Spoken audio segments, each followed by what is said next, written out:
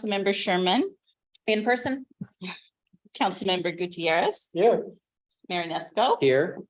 Deputy Mayor Schmidt, Here. and both Councilmember McDowell and Councilmember Peterson are absent this evening. Yes. Thank you, Donna. Is there a motion to excuse Councilmember Peterson and Councilmember McDowell? I move to excuse Councilmember Peterson and McDowell. Second. All right, motion in the second to excuse Councilmember Peterson and McDowell. All in favor, say aye. Aye. Opposed? Motion carries. Does council have any late changes today to the agenda? City manager, any late changes? Nothing, Mayor. All right. Council have any board reports to share? All right, moving on. Has everyone reviewed the items in the consent agenda? Yes. May I have a motion? Mr. Mayor, I move to move to approve the consent agenda as published. Second. All right, we have a motion and a second to approve the consent agenda as published. All in favor, say aye. Aye. Aye. Opposed? Motion carries. All right, tonight we have some presentations.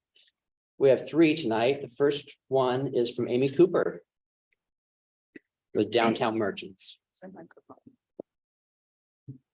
you, Mr. Mayor and council members for your time. I'm just here to give an LTAC report for last year's project funding that the Shelton Downtown Merchants received. We've been working hard this year to bring forward new events and to continue our Shop Birds Shop Local campaign. First promotional events included Holiday Magic, Halloween Spectacular, our summer sidewalk sale, and the Cruising Through Time car show, which we partnered with the Historical Society on. Some new events we plan to add for 2024 are a restaurant week, arts walks, and a girls' night out. During the holiday season, we had our rewards card active. Patrons received a punch for every $25 spent in downtown businesses. Cards were then entered after 10 punches for prizes. And during Holiday Magic, we also held our online photo hunt, which gave clues directing our teams that were participating to events and businesses around downtown during the holidays to incorporate all of the events that were happening as well as the merchants that were available. It had some cash prizes that enticed a lot of teams to participate, and we look forward to doing that again this year and getting people moving to all of the different things happening downtown. In addition to our community members, our goal is to remind tourists while they're visiting Mason County for other reasons that they should come by downtown shopping for a bite to eat, a latte, or some shopping. Shop local campaigns are important for tourism because visitors get a more authentic experience within the cities they are visiting. Going to where the locals go give visitors a feel for the character of the city. Visitors are often treated more like family than a customer when business owners are members of the community themselves. I know when I'm vacationing, I always prefer to check out the local businesses and not the box stores and the cheap restaurants. So in the coming year, we will continue to hold events and to work to add to and sustain wonderful shopping opportunities, delicious restaurants, and more. Though we've been denied funding for the next LTAC period, it'll be our sole responsibility as business owners and volunteers to fund events and create interest for tourists and local support. It's vital that we support our local downtown businesses. Without them, those visiting our city would likely travel in to attend a conference or event that they're here for and not venture out and not check out what else Shelton has to offer. We look forward to continuing to add to what downtown is currently offering. We'd like to thank the LTAC committee for their support in the 2022-2023 LTAC period, and we hope for more support in the future. Thank you. Thank you, Amy. Does anyone have any questions for Amy? Thank you. All right, next on the agenda is a presentation from Finance Director Mike Gibbons. Thank you, Mayor, Deputy Mayor, and members of council. Tonight, I'm giving a short presentation on the August financial report. We'll be spending a lot of time on financial data over the next month as we look at the 2024 budget.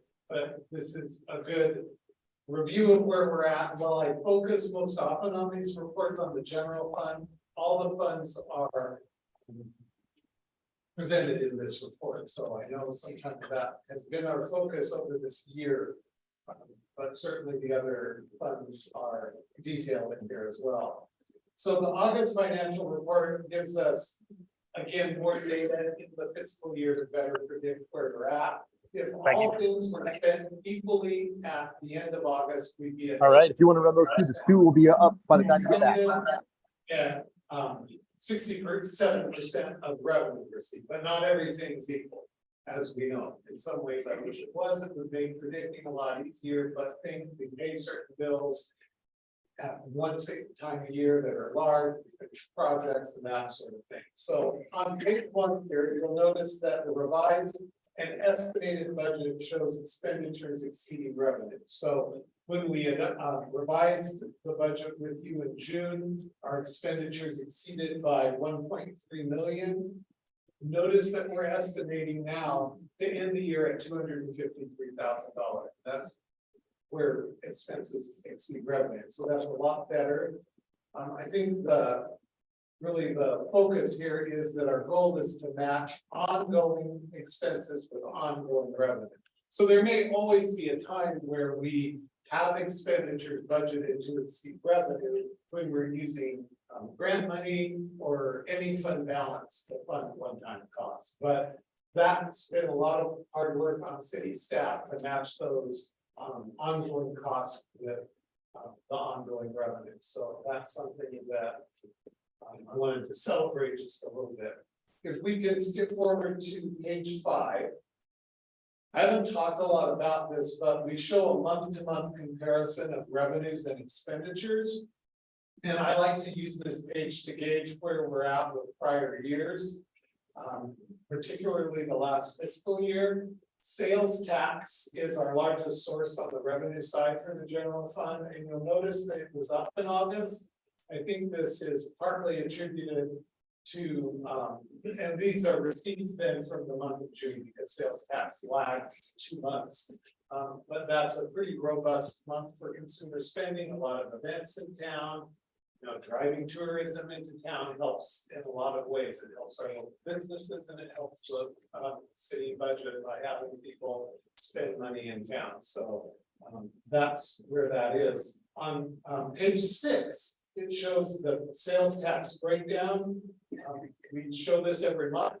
On the top chart of this shows all sales tax through the month of August.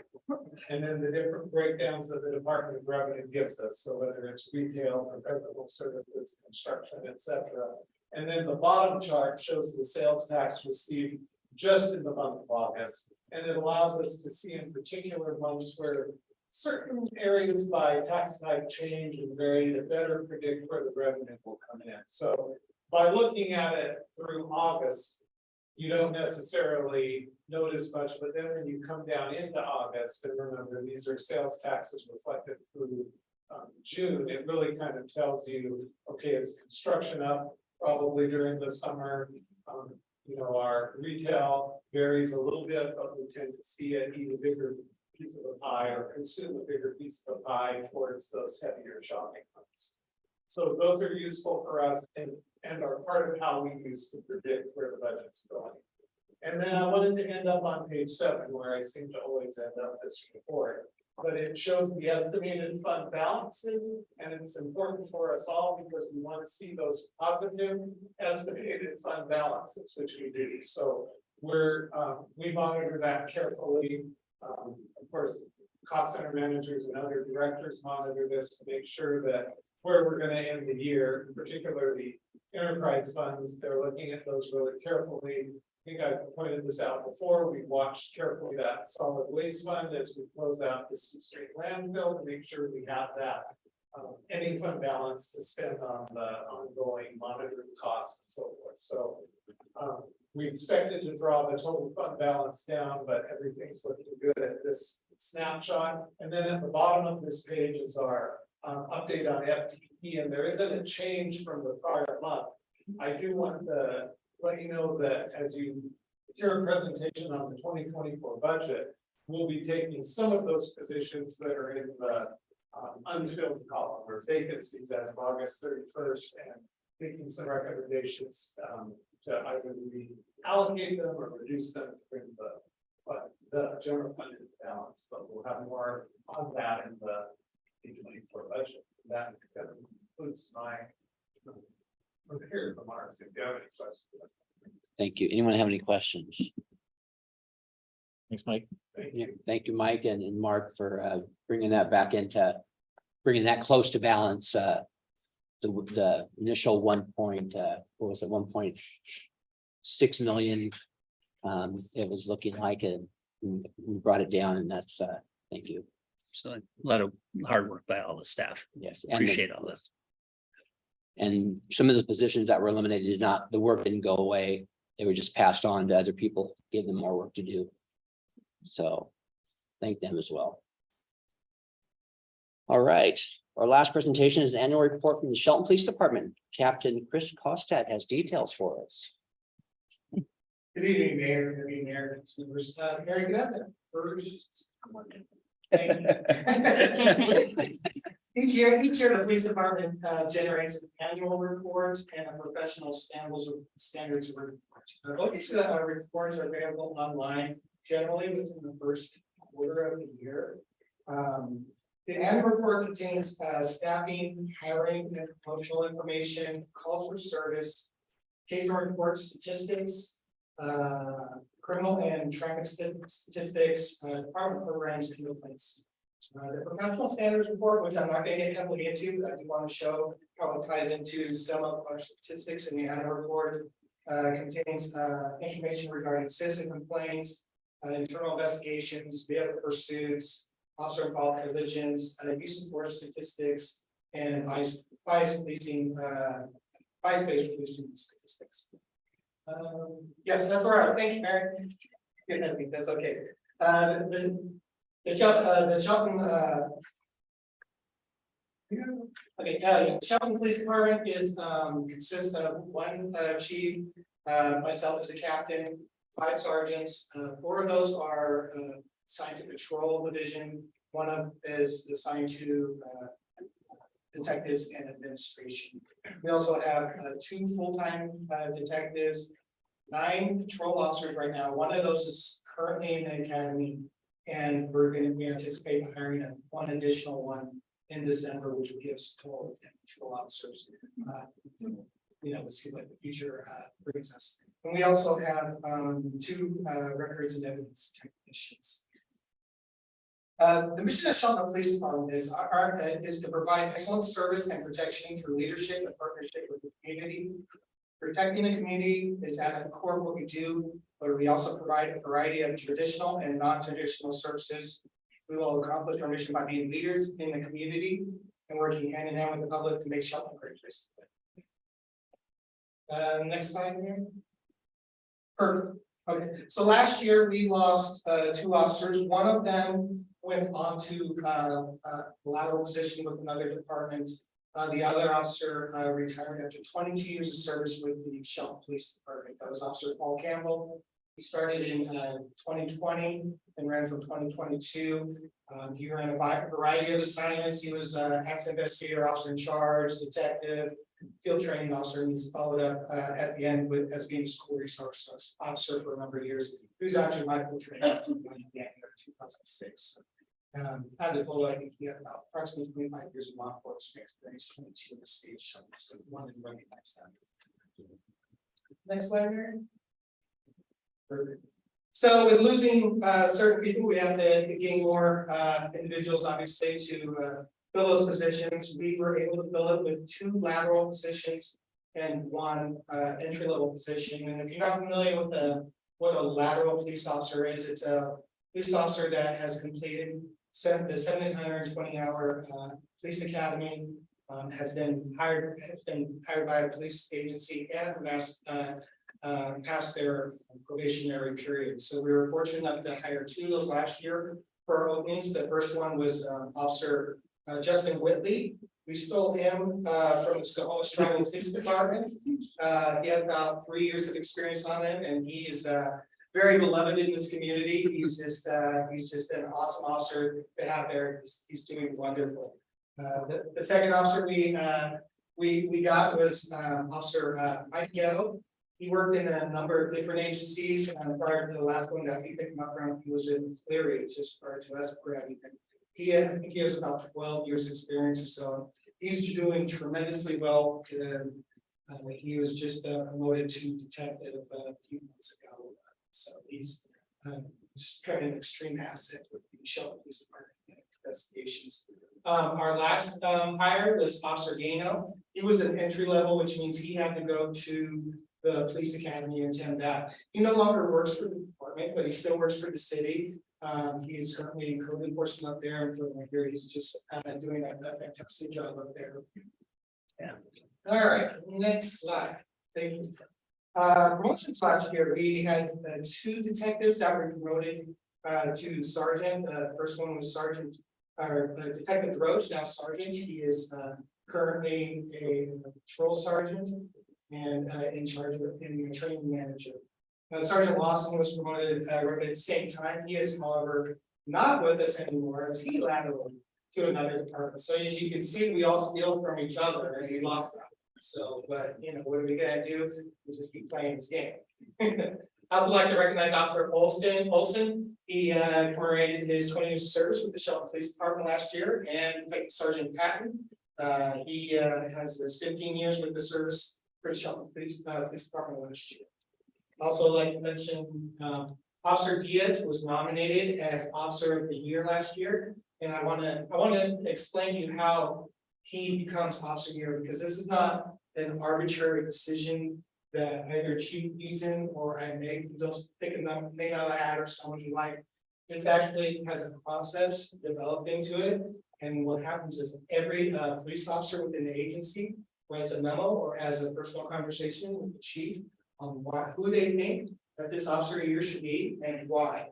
And Officer Diaz was chosen by a majority of his peers for his dedication and service and willingness to help. And he's a positive, has a positive attitude role model. So, and right now he's been promoted to a sergeant a few months ago, and he's doing outstanding. He's very respected by his fellow police officers. Next one, Mary. Okay, a few statistics here. In 2022, the Shelton Police Department responded to 12,070 calls. Out of those calls, we took 1,695 case reports. And with those case reports, there's about 578 arrests. In comparison to 2021, we handled 11,064 calls. 11,064 and 1,520 case reports were generated. And we made 504 arrests. So as you can see, we've got more calls for service, more case reports, and more arrests from 21 to 22. And here's where I'm going to reference our professional standards report and how that correlates with that. So we responded to 1,061 calls in 2022. And with our professional standards report, we have statistics on how many citizen complaints we have and how many force incidents we have per year. And in 2021, we had 5 citizen complaints. In 2022, we had 3. Also, with use of force, in 2021, we had 33 uses of force. The use of force can mean anything from a quick little risky twisty, someone uses pepper spray, a taser, all the way up to lethal force, which we did not have in that. So we had 33 in 2021. In 2020, or 2022, we only had 20 of them. So we have decreased. We've done more calls, done more case reports, done more arrests, yet we get less complaints, and we get into less uses of force. And this just reflects proper and effective First level supervision, our annual training curriculum that includes bias-based policing, sexual harassment, ethics, de-escalation, use of force, defensive tactics, and officer safety. So they're doing just a tremendous job out there. And implementing what they're learning and training, and we can definitely see the results out there with their also, I'd like to note that in respect to that, every officer last year obtained over 100 hours of additional training that could be anywhere from firearms to defensive tactics to some other specialty class that they're taking. And why I think why that's, or I know why that's very important to hear is because the mandated hourly yearly hourly mandated for officers is by CJTC is 24 hours. So we're exceeding that extensively. We're giving them more training that's even mandated by the state. So that really, I think that really correlates into why we're seeing a decrease in citizen complaints and abuse. Okay, Mary. Okay. So quick, a few more statistics here. Crime against people, it based from 2021 to 2022, it relatively stayed the same. We did have one more homicide and well, two more homicides. One was charged as murder and one was a manslaughter. Everything else was pretty much on par. It stayed the same from 2021 to 2022. And that's the same for crimes against property. From 21 to 22, we did have a few elevations when it comes to robbery and burglary and a few others in there. We saw some increases as well, but we're kind of staying on par. We're not gaining a lot. We're not moving on. Same stance. Okay, and traffic citations. Last year, we issued 125 criminal citations, and criminal citations can mean driving a suspended license, DUIs. Reckless driving, hit and run. So those are called criminal citations because those kind of fall on the misdemeanor level. That's where you get your citations at the misdemeanor level. We also issued 130 traffic citations, and there was a total of about 50 DUIs last year at the US. We did have 3 fatal traffic accidents. One was medically related. It was over on Front and Railroad. The unfortunate gentleman that's for the medical issue while driving, drove off the road and into the shack. We know there, and then unfortunately the person within the shack succumbed to the injuries regarding that traffic accident. The other ones were indicated on the previous slide with our murder or homicides, with our murder and our homicide. Those 2 were accidents were either drug or alcohol. Next slide. And then last year, Sergeant Diaz and Sergeant Downs both got new canine partners, Lex and Valor. They did 200 hours each of training to bring them up to certification, and they are now active canine control teams in Shelton, and they help outlying areas, Mason County, and they seek assistance. We've gone out to Bremerton and helped them with it as well. So our assistance is used throughout the county and further supplies. We just like to thank the continued support and donations from the public as the teams are funded by donations.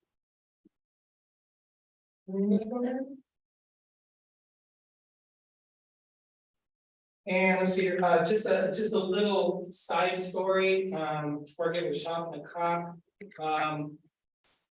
Last year, it was a night shift. We had 4 officers respond to a welfare check of a crying baby. It was Sergeant Downs, Officer Bellevue, Officer Antonia, and Officer Whitley. When they got to the apartment, they found a young infant that was not clothed, did not have any food. There was nobody around to care for the child, so they took that child into protective custody.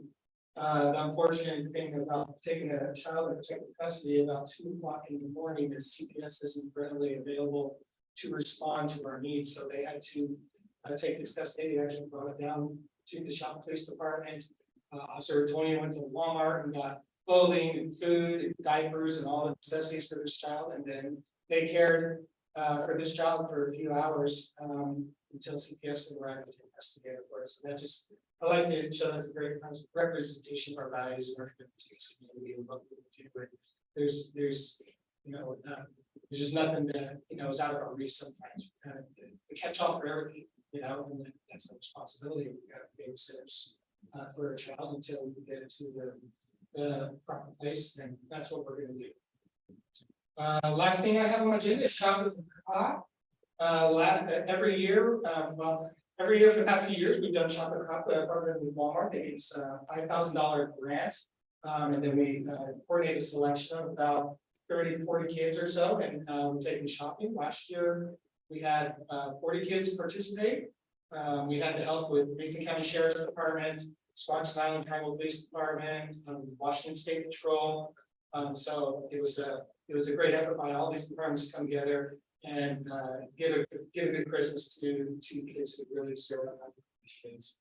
And lastly, I just actually got off the phone with a representative from Walmart today. I was a little worried it wasn't getting for a while, but we just got approved for a $5,000 grant for Shop with Cop this year. So we've arranged that date. It's going to be on December 9th. So looking forward to that, and we'll start doing that. Other than that, I don't have any more for you. If you have any questions, I can answer. All right, comments or questions?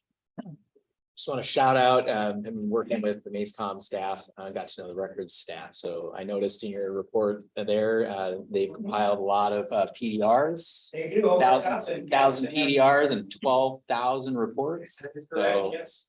yeah, well, you guys write a lot of reports. Yes. Your records Yeah, staff do a tremendous Yeah, job. those aren't a quick, easy thing to put together because they got there's a lot of process to get it. Extending our appreciation to them. Thank you. Thank you.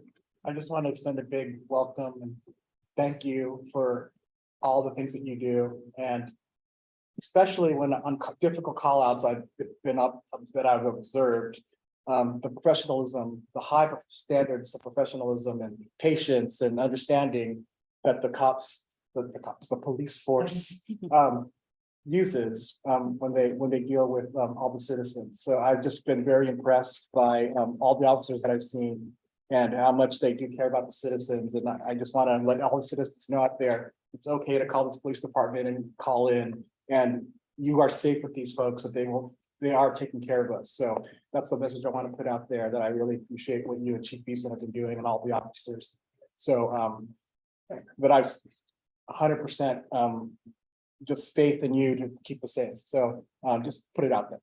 Well, thank you, sir. I appreciate that. Their hearts are with the community, so they really do. They do a fantastic job. Sure. Yeah, I've done some ride-alongs, and it really helped me understand what you guys all go through. And though I wasn't in there very long and didn't see a whole lot of different things, I have a whole newfound respect for our police department. And not only that, y'all are way nicer than I ever expected officers to be. I was impressed and amazed at the human nature and the courtesies that the officers here have for individuals that maybe somebody else wouldn't give that kind of courtesy to. And I was just amazed. I should write a long letter, but I don't even know how to express how impressed I was with the officers in our community. So, Thank you so much. yeah. Echo everyone's comments. Thank you for a great report. Thank you yourself and Chief Beeson for building a great team out there and doing the best we can do with our limited resources that we have these days. And I'm sure you'd like about 5 more officers. And unfortunately, Absolutely. something that we can't afford right now, but hopefully in the future we'll work on that. And but thank you guys. Great job. Great report. Thank you. All right. Now we're on to a business agenda. City Manager Mark Ziegler has information for us about the LTAC grant. Thank you, Mayor, Deputy Mayor, Council members. Tonight I'm bringing to you recommendations from the Lodging and Tourism Advisory Committee for 2024 funding. There was, let's see, there's 9 total funded. Before 13 applications were received through the funding requests. A total of over $136,000 was requested in totality. There is a total of $97,247.50 being recommended for funding for 2024.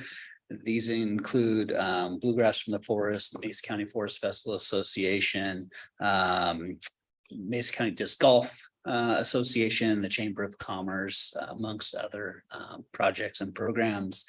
This spends down some of the reserves that have been held within that account, but does keep a fund balance that matches the city's statutory fund balance of at least 20% within this fund as well. So I'm happy to answer any further questions. And I guess, first of all, I want to thank our volunteers that volunteer on the LTAC committee, those individuals that dedicate their time to come in and work through this process and help the mayor and bring some of these recommendations to the council. All right. Donna, anyone's had for public comment? No, we don't, Mr. Mayor. Anybody want to speak on our LTAC recommendations? All right, do we have a motion? Mr. Mayor, I move to forward the Lodging Tax Commission, Lodging Tax Advisory Committee's recommendations, action agenda on November 7th, 2023 for the consideration. Second. All right, comments or questions? Yes, it was a big year this year. I believe last year was $68,000 was funded, and this year there was $136,000 in requests, and we end up settling on $97,000 in request. And some didn't get funded, and hopefully following years we can fund those. We have a lot of great partners out there doing stuff. The Bluegrass brings in thousands of people, and the disc golf course brings in thousands of people, and also others. And I'm glad that we can help them out a little bit with their advertising and to bring people into our city. All right, anything else? Glad to see the tax use being used as intended. We have a fun little town. We do a lot of stuff. We could have funded more, but we didn't have enough. Submit projects. Love it. Yeah. All right. We have a motion and a second to forward the Lodging Tax Advisory Committee's recommendations to the action agenda for November 7th. All in favor, say aye. Opposed? Motion carries. All right. We have one more item from Mark, a contract for a designated crisis responder. Yes, thank you, Mayor. DCR. DCR, yes. So as the council remember, back in 2022, the homelessness task force was formed, and there was a number of recommendations that came from that effort. One of the primary recommendations was finding some mental health services in this community. The city applied for a grant from Association of Washington Cities early this year, to embed a designated crisis responder, mental health professional within our police department that could respond to calls for those individuals that may be in crisis. They could determine what the level of need is for those individuals and help them, assist them through the system, or get them into some treatment as needed. Well, that grant ended at the end of June of this year. We had conversations with Thurston Mason Behavioral Health Administrative Service Organization, who received some funding to continue this program. So I have a contract tonight with Thurston Mason Behavioral Health Administrative Service Organization for receiving that funding, and then also a contract for consideration with Olympic Health and Recovery Services that provides the DCR. It's the same DCR that's embedded now. They're still providing that service within our police department. So this is kind of a pass through, if you will, pass through the funds coming from TMBHO and to the city. The city would fund the DCR through Olympic Health and Recovery. So happy to answer any questions the council may have. Donna, anyone sign up for public comment? No, we don't, Mr. Mayor. Anyone like to speak? All right, we have a motion. Mr. Mayor, I move to place the contracts with the Thurston Mason Behavioral Health Administrative Services Organization and Olympic Health and Recovery Services for a designated crisis responder services to November 7th, 2023 City Council action agenda for further consideration. Second. All right, thank you. Comments or questions? Just a maybe question. This going good from PD's perspective? Continue it? Absolutely. Yes, Just want to make sure we have two thumbs up. He's integrated himself very well. And he's within our computers now, so he monitors radio traffic going out. He actually calls officers on response prior to even being asked to, because he knows that he's going to be there anyways. Yeah. So he starts coordinating before he's asked to, so it's just a tremendous asset to this product. Very good. Thank you. I've heard great comments on how well it's working. People don't remember that we had DCRs that come out of Olympia or Thurston County before we had somebody embedded here with the police department, and somebody would be down in crisis downtown, banging their head against a wall. Well, by the time the DCR from Thurston County would come down and they're calm, the DCR would say they're calm. I'm going back to Thurston County. So now we have somebody that's closer, can get there faster and see somebody in crisis. And I've heard great things from the police and from our city manager that it just really was a great program, and I hope we continue this. This funding, to clarify, this funding is through the end of this year. So we don't have designated funding for this program in 2024. We're hopeful there's additional resources through these organizations to continue this program in 24. So we're continuing to have those discussions. We're lucky to have it now. Okay, any other comments or questions? All right, we have a motion and a second to place the contract with Thurston Mason Behavioral Health Administration Services Organization and Olympic Health and Recovery Services for a designated crisis responder service to November 7th, 2023 City Council action agenda for further consideration. All in favor, say aye. Aye. Opposed? Motion carries. That has to be the longest. Long motion for you I tonight, think I've yes. read. It's from Public Works. It said Jay Harris wrote that. All right. I'm guilty. Our only action item is the resolution for sale of surplus real estate. Parks Direct Supervisor Jordan Crumples has details for us. Thank you, Mayor, Deputy Mayor, and members of council.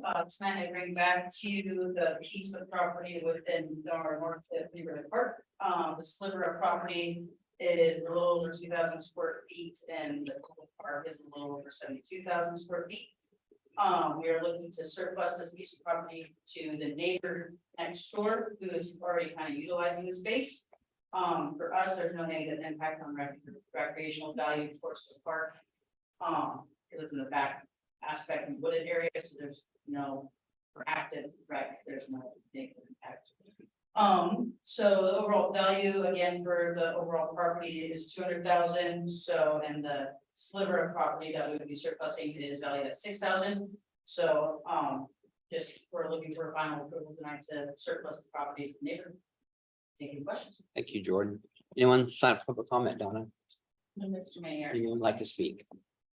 All right, we have a reading of resolution number 1291-0823.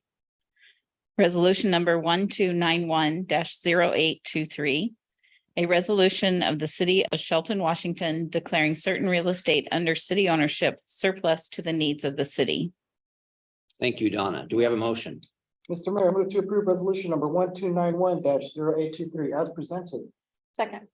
All right, comments or questions? Pretty easy. Thank you. We have a motion and a second to approve resolution number 1291-0823 as presented. All in favor, say aye. Aye. Opposed? Motion carries. Mark, do you have city manager report? Yes, tonight? Mr. Mayor, I've got a few things for you today. Wanted to give a little report on the state delegation visit on Monday. So our two representatives and senator visited with us on Monday for a couple hours. We had 4 council members present as well as a leadership team. Got to hear about the delegations,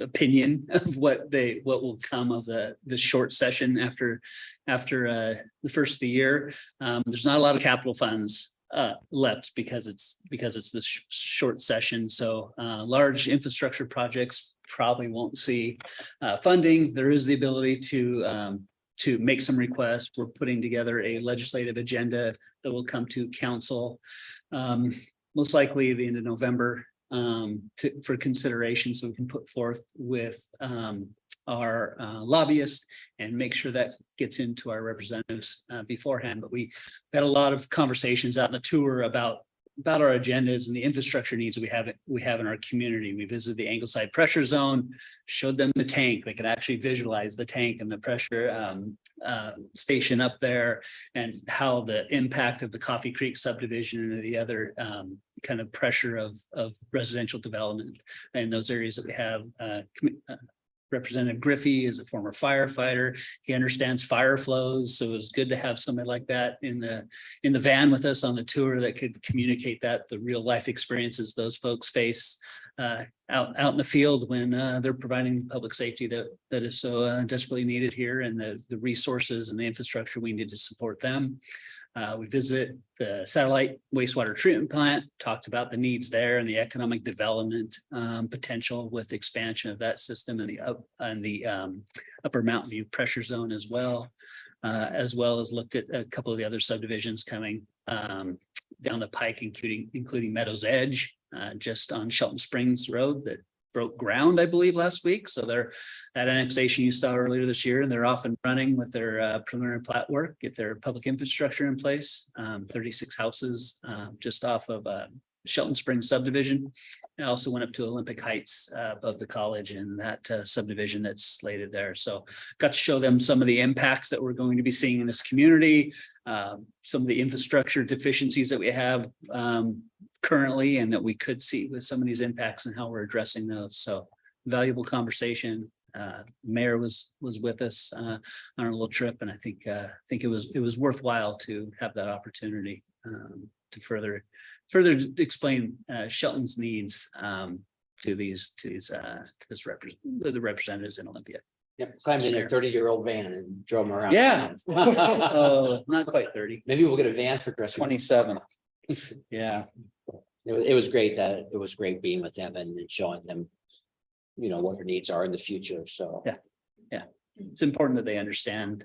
It's not just a piece of paper, and the legislative agenda comes in, they can see it on the ground and understand that. So, yeah, I think one of the most useful conversations came out is really the need. State bid laws are as such that you've got thresholds, you have limits on what the city can perform monetarily on a public works project, 125,000 or so, Jay. So we're limited, as you know, what kind of paving projects we can do in-house. So we really talked about how partnerships with Mason County and the city of Shelton would really benefit towards increasing that limit, especially for rural communities like this. And I think Representative Griffey really felt like that was a worthwhile opportunity. And so we're going to provide him some more information to Troy Nichols, our consultant, to see if maybe there's an opportunity for a bill down the line that benefits the city of Shelton and Mason County at the same time, and we can get more work done in our communities with maybe a changing threshold or some allowances that allows us to work together a little more proactively. On the bidding piece, looking at cost escalation as a trigger to reevaluate the RCW around that is, I think, justification enough to lift that up a little bit. And I do fully support that. If we can do it with our resources in-house, working with the county, and we're statutorily, pigeonholed on that, then we should absolutely entertain and work with them on a policy change on that. That'd be great. That'd be an awesome project. Yeah. Earlier today, the council subcommittee on homelessness met, so we're making some strides on some infrastructure, reaching out to faith-based community, seeing what kind of partnerships can be built there. So we'll continue plugging away at this project and updating the council when it's appropriate to have bring some action forward. And then want to recognize our communications specialist and our finance director, and some information they put out, I think just today, right, Mary?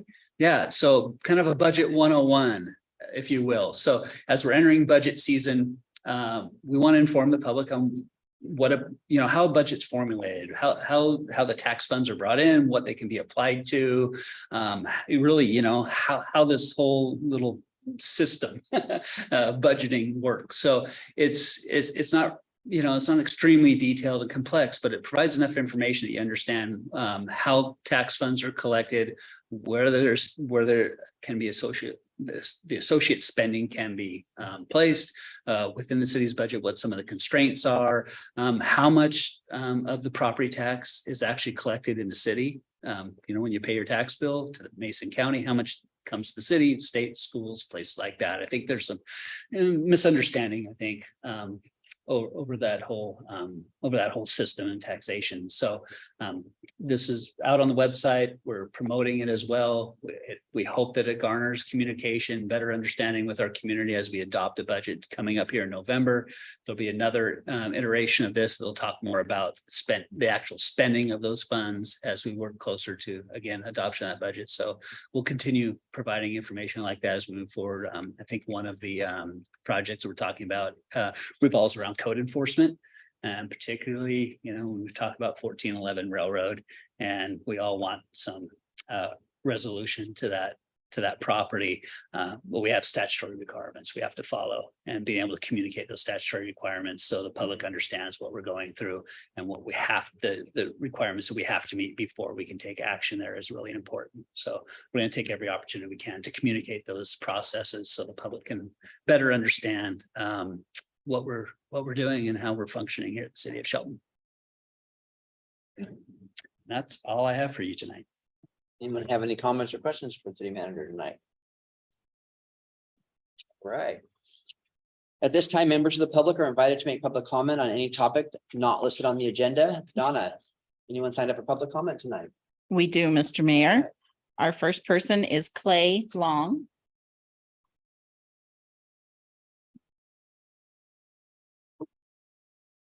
Thank you, Mayor, Deputy Mayor, Council. I am the president of Mason County Senior Center. We're having some problems with homeless people in our facility in Fifty. But it's actually come to a point where our employees are scared. And I'm not saying the police department's doing a great job. You really are doing a great job. But dealing with these homeless people, it's just it to be a serious problem. I know that we're doing some things to try to help that. But I'd like to have our manager read a letter of some of the things that's happening in the that's causing their fear. Michelle?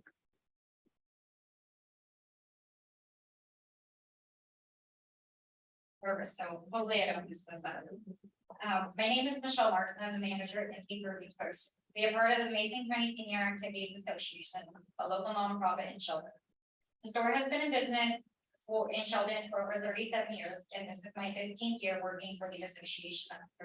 Throughout the years, we have worked with many other organizations throughout the county, doing what we can to support those in need while still being the major funding source for the senior center. The reason why we, my board, and other employees are here tonight is to give you, the city leaders, a little insight on what we have been through over the last couple of years with the crime and vandalism that have occurred at our business. We have had safety concerns and threats of bodily harm and violence recently. We have seen an uptick in the homeless population, and many of these people are not local to our community. They do not have the same love and respect that others have for our town. We have done the best to help in any way we can by giving them clothing, blankets, and dry socks and shoes. Last week, we had our garbage can set on fire for the 3rd time. They have destroyed our property numerous times. In March, we had a fire caused by arson, and they did over $76,000 of damage. We have literally replaced hundreds of locks on our garbage cans and chains over the last 3 years. We come to work in the morning and walk the neighborhood to clean up the wreckage that people have created throughout the night. We have exhausted all efforts and finally decided that we will use the minimum level of garbage service to prevent this from happening. This makes it very hard on our business because now our garbage will have to be taken to my home nightly and then to the dump. Another very serious issue is the crime that we have been dealing with. It has become out of control. The drug use that we see happening right in our front parking lot on Main Street while the community's children are walking home from school is unbelievable. Last week, we had a shoplifter steal a large kitchen knife from us, and during the altercation, me and my employees felt very threatened by this behavior.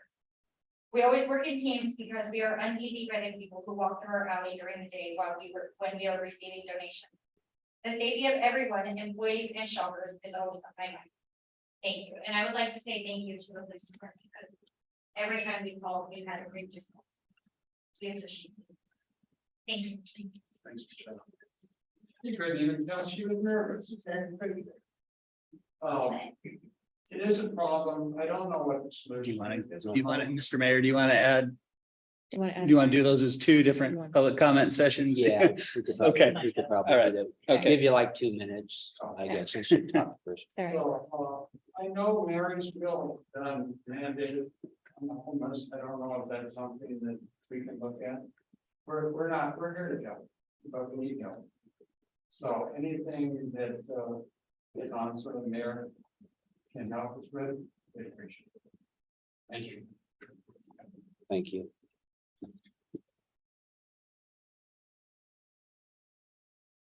Next, Mr. Mayor, we have Dean Jewett.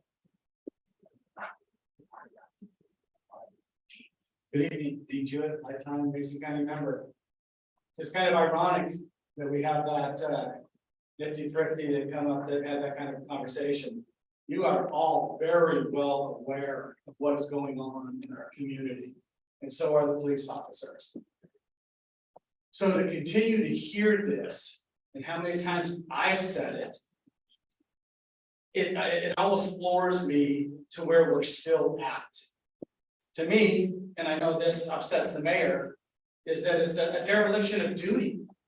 I mean, at what point in time is enough enough? I mean, I really have a hard time wrapping my head around that. We have an organization like that. I'm skipping all the stuff that I wanted to talk about. It blows me away. The police officers do respond, they do what they can do. But when they don't have the support of city government and the council, or very little support, or you do not think outside of the box. Take a look at the Thurston County Sheriff. Okay, he thinks outside of the box. Everybody sitting on council needs to think outside of the box. And if you can't, then you shouldn't be sitting up there in the first place. So, Brewer Park, we started out with gangbusters. Now, we don't even have people showing up to do what we're trying to do. And people are starting to move back in. I ended up having to go break another Campbell Park by myself. That's number 5. So I'm asking Mark, can I use your dumpster instead of mine to throw that away? I'll, maybe give me an email. It gets old and it gets dangerous. I have to practice my second amendment rights to be able to go out there and feel safe to do that. Why should I even have to do that? Because I care about our community. I want the tourism. I want the people to come here, just like you guys do. I don't have to be at odds with you. We just have different approaches. Okay? We shouldn't have people be afraid to walk downtown or go to a business or not go. My 80-year-old mother was nervous about going down to a haircutting place across from Post Office Park. I had to assure her that during the day and that I would be there with her, that she was fine. And we hear this over and over again. The gentleman spoke about Marysville. Does anybody remember me talking about Marysville and what they do and how they do it? I think that we really need to think outside of the box and really focus on what's important. And that's the foundation of our community and how we build on that positive foundation and make it strong. And it's gonna take all of us. It's not gonna take me up here yelling at you or you disagreeing. Thank you. Thank you. All right. And Anyone else? Mr. Mayor, we have one more person via Zoom, and that is Colleen Carmichael. Good evening, Mayor Onesko, Deputy Mayor Schmidt, and fellow council members. I'm Colleen Carmichael, the Executive Director for Quixote Communities. As you're aware, one of the goals that the Homeless Task Force was given was to form a plan to reduce homelessness, and the Navigation Center is one of those. So to further that, we met, and we have some points that were discussed, and we will be doing more discussions. One of those is, of course, we need to determine a location for the Navigation Center. The providers are considering who is going to take the lead on that. We are also going to visit 2 cities where they have navigation centers. One of those is Everett. In 2021, they did 20 pallet shelter units. And in 2022, because it was going so well, they've added 20 more. They saw a significant reduction in encampments, litter, and drug use. Public Works reported 66% less resources needed for road and sidewalk cleanups. And the police reported an 11% reduction in report calls for service.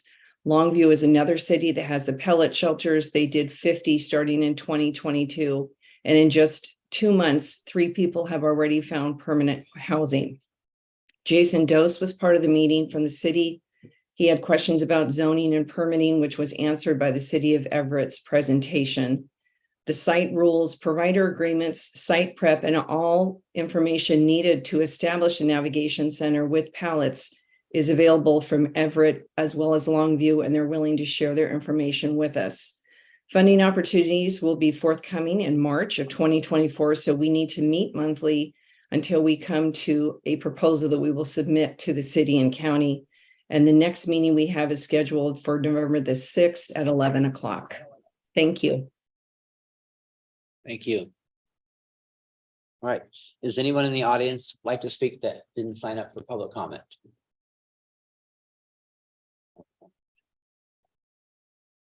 The council will now meet for an executive session to discuss potential purchase of property as allowed by RCW 42.30.1101B. The council will be in executive session for 15 minutes and we will return at 7:05. 15 minutes. I'm sorry, 7:12. 7:12. I don't know if that's right. That's not right. No. Yeah. 7. Yeah.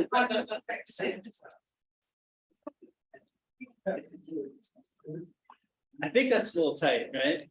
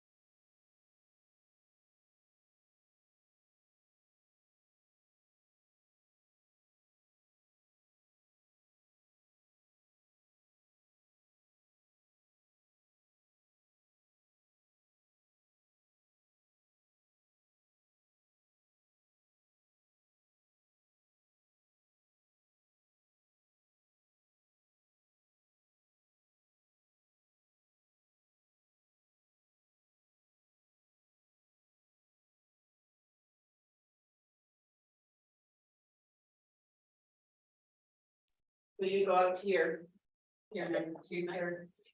Thank you. We're gonna extend this for 10 more minutes. We'll be back at 7:20. Five. 7:20. I always see the. Yeah. it's not fair. Donna, can you help him? Yes.